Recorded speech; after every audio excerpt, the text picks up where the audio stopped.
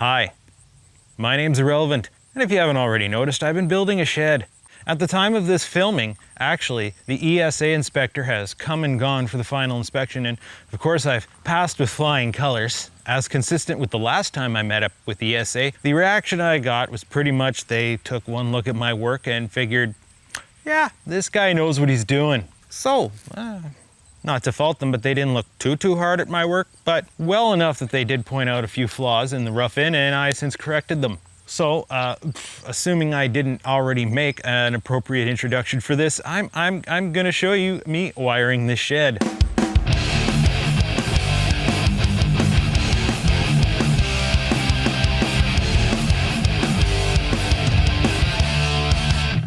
I'm in a position where I have to unravel a whole lot of 14-3 wire. So on this end, I've put it under a brick with some wood to hold it into place. So now what I'm gonna do, which I believe is gonna work for me, I'm gonna pull it as taut as I can without really disturbing that brick. I'm gonna put it in the chuck of this drill. Now I have to unravel it. Oh, you gotta be careful, it might try to re-ravel. Probably take it slow. That should do it. I should be able to separate them rather easily now. You're gonna wanna hang up on the end, eh? Yeah, I think there's no way around it. You're gonna be fighting this cable either way. If you try to run your fingers through it, it's gonna bind up. Yeah, ho ho ho. At least this drill trick has greatly expedited the amount of time it's gonna take to do this. Oh, there's no winning. The second you try to pull it apart, it jams. Unless I go over here. No. Loose. Stay loose. Oh. Okay, well, goal's half accomplished to one point. No. Okay. That whole rigmarole is part and parcel of the conduit pulling experience. You see, I'm pulling the wires out of the insulation so that they fill right. Now, that's one of the reasons why we use insulated connectors. And over here, we're using these bushings or what have you. If you're gonna be taking the insulation off, you don't want it going right against the metal. So I've gone ahead and started the electrical without you. I'm sure you'll forgive me. A lot of scratching my head and figuring out the best way I wanna do this, you know. I know what I'm doing, it's just, you gotta strategize, figure out where to start. For instance, for the lighting circuit, I started here. Pulled the wire through there, through that conduit, black right there, goes down, out here, then it comes around and goes outside. Now you see the three-way switch for that is gonna be outside. And this side of the switch is gonna be the feeder that feeds power to the light. So the wire comes out, I stripped it midway, I did not cut it, and then it goes continuously back up to the second light. So, of the wires that are gonna feed those lights, it's one continuous piece. Oh yeah. I'm still working on the neutral bus. Meanwhile, this breaker here is gonna feed the outdoor lights and the fan. So it goes out there, into here. Again, mid-stripped. That's the three-way switch that's gonna be for the outside light. And you can see I got the three-way wires already going to that switch. And then it jumps over to the fan. The fan wire goes out, up through the conduit, through there, all the way through the lighting bus, and it's hanging out there. I don't have the fan yet, and no point putting the conduit, so that's just gonna be reserved until the fan comes in. For grounding, there, and out, through, looped, and there. This one too, the ground wire goes through, comes out, bonds here.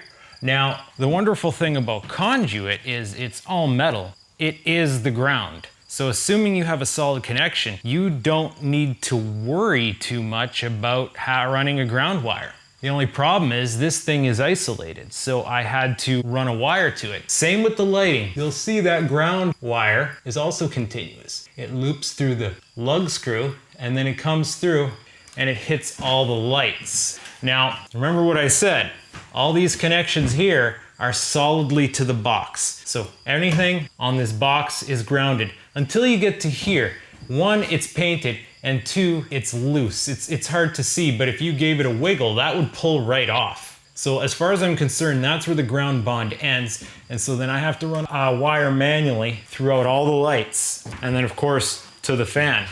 Insulated conduit is a super pain in the ass because it has a ridge in there, and when you're feeding the wire through, it almost always binds up. So assuming there is enough room, you put a loop on the end of it so it can slip through. It was binding up coming out of there too. There it is now.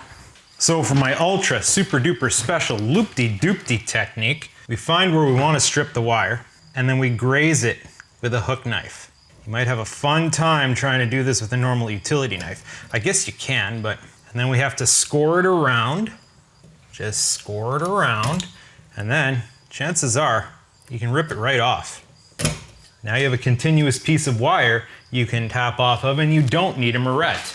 So now you can just wrap the wire and secure it. Everything else gets stripped normally.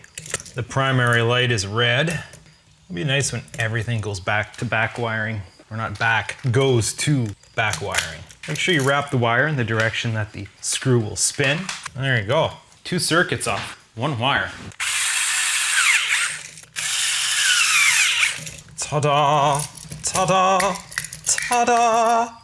Ta-da! So explain what's going on here. The black wire comes from the breaker, through the conduit, through the junction, to the switch, where the black wire jumps between these 2 switches. Then the white and red return through the junction, and those run the lights. So the white wire is going to feed the front and rear light off the second switch. The red wire feeds the middle light off the main switch. You're probably thinking this is all overly complicated, and it's quite possible it is. One of the reasons why I'm doing it that way is because I actually had a surplus of 3-way switches and 14-3 wire. I've got a big spool of 14-3 wire. I don't have any 14-2 wire. I'm gonna go buy more, but having 3-way switches, or those aren't 3-way circuits. Either way, having a bunch of friggin' 14-3 wire means I can wire it up like that. So I can come in here, turn on 1 light if I just need to get a little bit, turn on 2 if I'm working in here. Saves a little bit of hydro, saves your eyes too. If it's really bright in here and then you have to go out into the darkness, that can screw you up a bit. At least you can turn most of the lights off and reacclimatize yourself. Now the neutral bus comes off here, and then it goes into here, and then it feeds down the line. Each light, there's a snub hanging out for the fan, plus it also goes out to the front light. So that's our lighting circuit, and this circuit serves our outside lights and our fan. So yeah, these circuits are sharing a neutral, and the only reason why we can get away with doing that is because the 2 breakers are right next to each other on the panel, and it's not uncommon practice to do that with a split system. However, the color code might conflict, so I might have to label that in such a way to suggest that it shares a neutral. I'll discuss that with the inspector, see what he wants me to do. It wouldn't be a lot of effort to run another neutral line, or, you know, I can't put them on a common trip breaker. That would defeat the purpose of the way I'm wiring this. One of the only reasons why I went with a second breaker, initially I was going to do all the lighting and the fan on 1 breaker, is, well, it was convenient. I had the breakers, the panel has the space, just throwing another breaker in there saved me having to do some more moretting and junctioning. Allowed me to have a more streamlined setup. Plus you get the extra added benefit of having a completely independent lighting circuit so that no matter what goes wrong in here, your lights aren't going to go off on you. You know, I think about silly things like what happens if something falls over, smashes the light outside, shorts it out, causes these lights to go out or something stupid like that. But as unlikely as those scenarios are, I guess it's good to think about. I still have to get a neutral line out to the outside light. Finally get to button up all this. Not much to it, except for keeping track of the screws, apparently. And the gasket. Can't lose that gasket. Oh, I forgot to strip it. I forgot to bring my stripper. This is great, I won't have to open or go into these again. They'll be sealed up and ready for the weather. The only thing is I have to add a switch to this later, but the lights will be done. All right, tuck that in there, bud. Probably should have brought a screwdriver with me, eh? That might have been helpful. You know, I got myself a tool belt here, but I'm in a bad habit of putting my tools down. I'm too used to working at a workbench. That's what it is. There we go. Gonna have to find some light bulbs I like. I want some cold start bulbs, but they don't seem to sell them anymore or something. Remember to break the tabs off. Yeah, threading it to plastic. Solid though. There's I think that's adhesive. Is this adhesive? It is adhesive. A little bit of art to putting it on apparently. All right, let's get this thing into place. Oh, it's Phillips. Yeah, for some reason, all the outdoor crap is Phillips. Haderp. You know, I've always liked the look of these switch boxes. So we'll be back when I have the other switch to install, but we're all done outside now.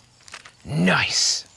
So now what I want to do is I want to finesse on this. So the way this works is we have these metal plates. I need to punch a hole here and here. I have the correct hammer for punching a hole, but I didn't really bring a punch with me. Can a screw do? Yeah, it looks like it. Except I need something more solid to put it against. Tiniest knockouts. Now, these are gonna fasten onto there some way, somehow. Remember, you gotta pull the wings off these ones too. Now, assuming my phasing's right, because sometimes it bugs me when the switch is in the wrong position when they're both off, I'll have no other reason to go in here. This one will be done. So that just jams in there now. Give her a bit of a fold first. Just gotta get these screw holes lined up. Yeah, I never liked the way these things sit. Sits all half-cocked. I don't know why they designed them like that. It's almost like they need a little straightening. Straightened out, see you? Probably be easier with a real punch. I have all these tools, they're just inside. All right, let's send it. Yeah, I wish it had all four because I don't know if you can tell, but it's it sits this way and also that side gets pulled in, but this doesn't.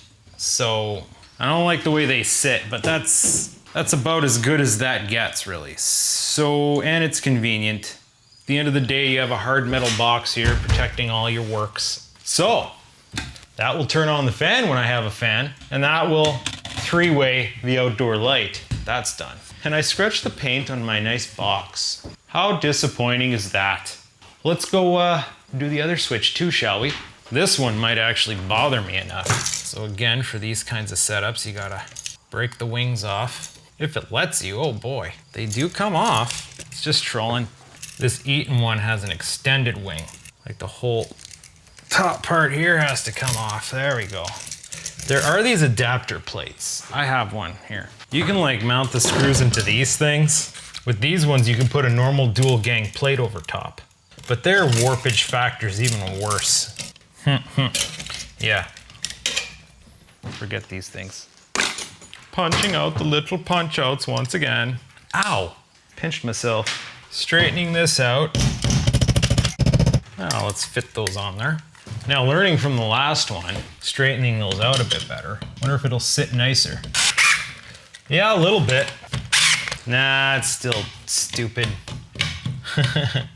This switch flicks on too easily. I don't like when they do that. I doubt it flicks up on its own, but this is the only switch I bought for this project.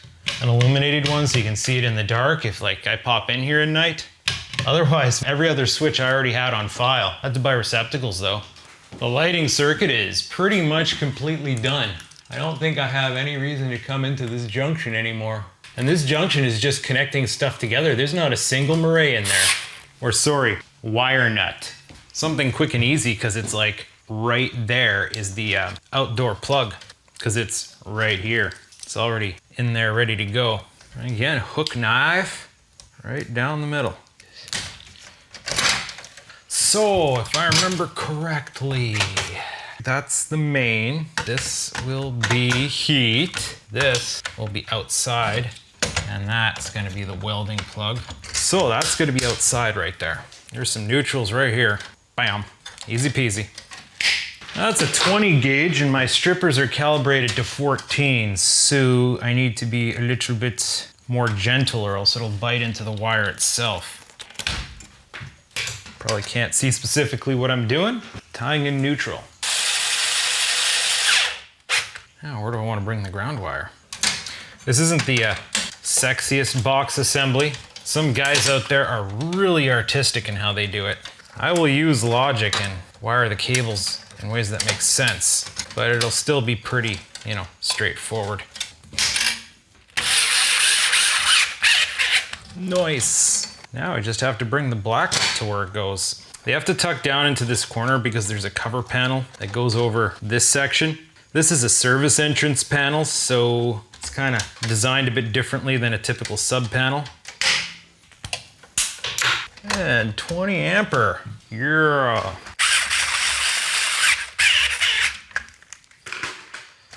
That's the outdoor. Oh, that's 3 circuits so far. Should we go for a 4th? The heater's right there. Now, there's another 2 positions open. So in case the inspector doesn't like this method I'm gonna use, I have a backup plan. Now, I probably need to test my ground bond here, but I'm pretty sure it's gonna be okay. I need to get my multimeter in check. So we take our multimeter, set it to the lowest possible impedance sensitivity setting, and we connect to the ground lug. And then, you know, if we attach to the box, you're gonna see our impedance drops extremely low. So our reference is 0.4, even less. If I attach to a ground wire in the ground bus, yeah, really low.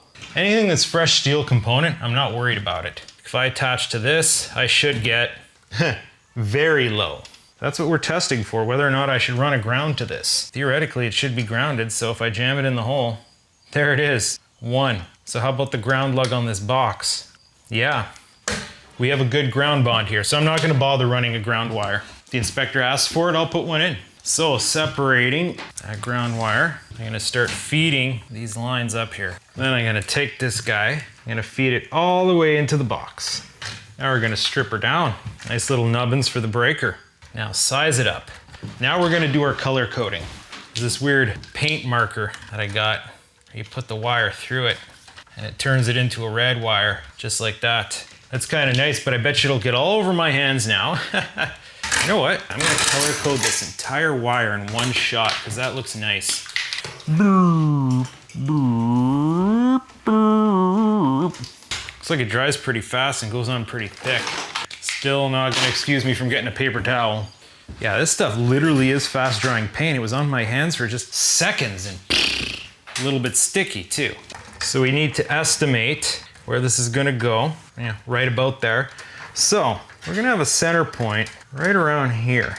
Yeah, so here we're gonna use some trickery.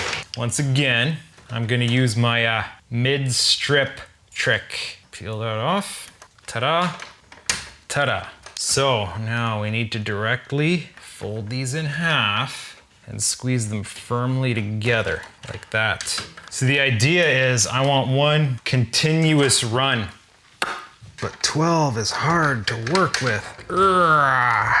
So that's gonna go together in that lug.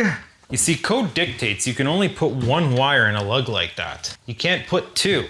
By taking this piece of 1 wire and folding it over so I can make it go into the lug, I feel like I'm beating the system and it's allowing me to pass through. Now, I am deliberately doing this because I want to see what the inspector is going to say about it.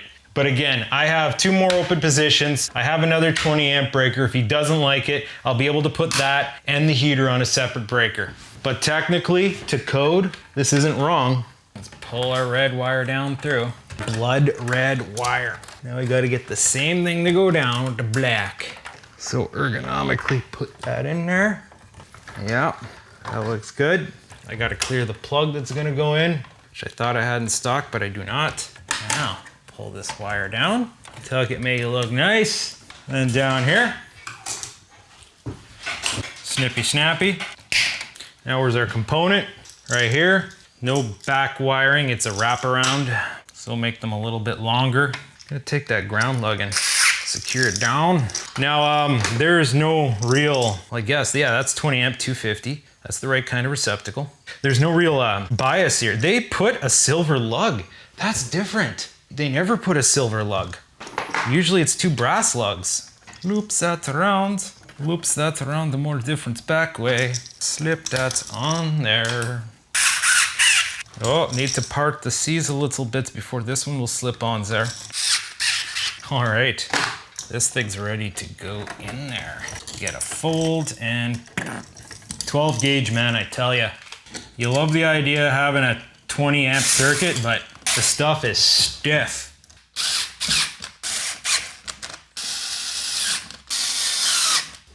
All right, that's there. Oh, we forgot to put in the crystals. Let's not forget to locate the wires in the breaker, bud. No neutral on 240 volt circuits. I think you know it. The question is, can I get a couple more of these through that conduit? So when this is powered, pump, outdoor, indoor. Oh yeah, this is coming along. All right, what's next? Should I keep going? What do you think? Might as well. Should do one last connection. It's starting to get late. Should probably start friggin' putting stuff away. Oh, friggin' sorts of tools and parts sitting in the backyard. Gotta pull out more of this 12 gauge. It's gotta go from down to up. Looks like I need a little bit more. Now I gotta get my hands red painted again. Color coding the rest of this wire. Stuff's messy, but it works real well, I'll tell you. I think I got it on my arm now. That's nice. No, not getting on the fingers. It's gonna happen. Where's the cap? No, seriously, where's the cap? Am I living in the Twilight Zone? Where'd the cap just go? Huh, it was hiding.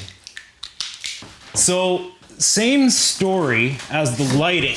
This panel is not as affixed to this as I would like it to be. There's a ground screw hiding here, and that's gonna be your main chassis ground. So I'm going to run a ground wire to this one, which is gonna be the first wire because there's a little extra length. Oh good, it came out, it didn't jam up. Now let's put in our main feeds. These ones went too. 12 gauge seems to go through these insulated connectors a little bit easier than the 14 does. So the plan is to get these wires down through this hole. Come on, you're right there, bud. Just get them through. Wow, they're certainly putting up a fuss. There, they're coming. They're coming. All right, that should be all we need right there. Strip them down. Now let's get them into the lugs beneath, which appear to have two different kinds of screws in them, matching the colors. There's the red, there's the black. Now, I want to tuck them nice down the side, and we're done in here. Just lay these wires out nice. Again, we have a channel there, and then I gotta make sure I'm gonna have enough room to clear here. There's so many wires coming down this one side, and I know a cover's gotta go over there. You know what, I believe if it's tight to the side of the box, it will be okay. So that's going down to the heater. Let's go grab a ground lug. I wanna ground that heater properly. All right, pull the ground down and through, like that. That'll be good.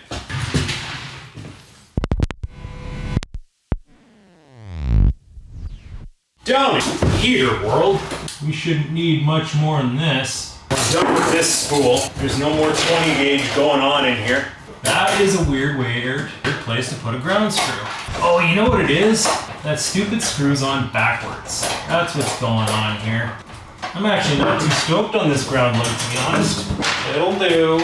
All right, strip these off. Yeah, the heater has two wires, both hots, not a hot and a neutral. So one of these feeds to the other side.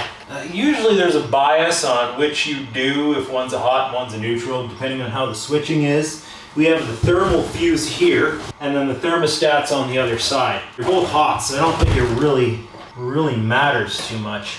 There's a cover that goes on this after that seals that all in properly, in case you're wondering. And I'll probably put it on there for testing purposes. Oh yeah, boy. The heater is connected. Yeah, 20 amp breaker to cut off switch, passes through to my second heater. Did I give this spiel already that I have two heaters? Yeah, I probably did. That's the reason why this is here. I might get a tool that needs that later. Oh boy, I lost audio. Well, hopefully you got me recording there. Well, I can see the Nikon was picking me up. So hopefully you heard all that. Oh man, I hate it when the audio sucks. Heater's pretty much done now. I'm gonna go put the covers on it, and I think that's enough for today.